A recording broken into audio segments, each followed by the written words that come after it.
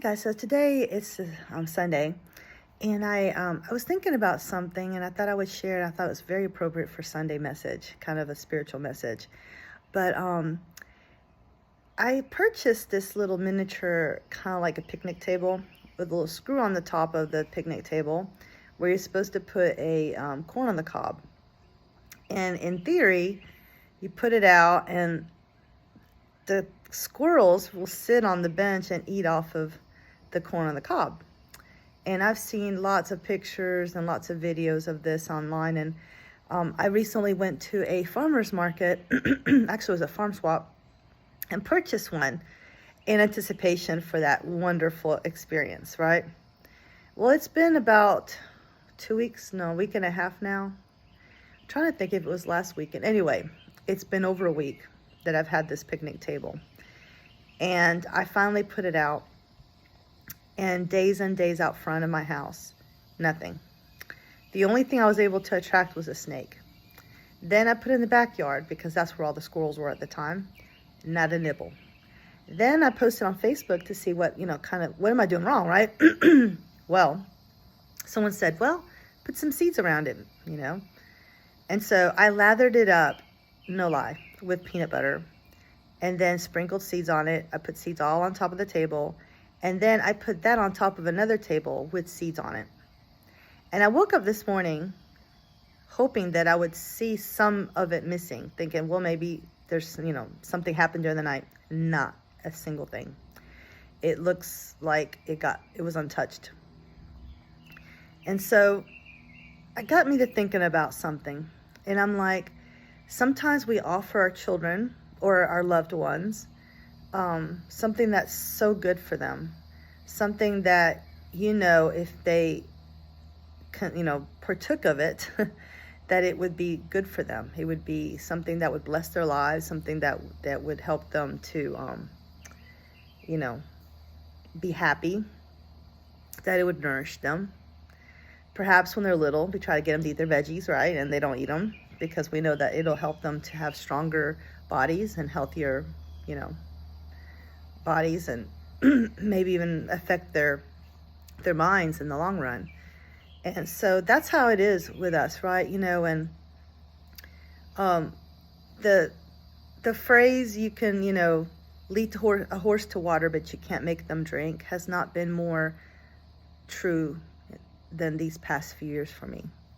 As their kid, my kids have gotten older, they have that free agency. They have to make those decisions for themselves. And I offer them so many things and advice and even material things. And they take it all for granted. They, for most of the time, they just do what they think is best. And they don't realize that the wisdom that comes in, living. Their mom and dad has lived for a long time in comparison to the amount of time they've lived. And we've made those same mistakes. We've also gone some similar routes, and we're trying to say, hey, don't make those same mistakes we did. But they have to learn for themselves, unfortunately. But it's a great life lesson for me that, here I am trying to feed the squirrels.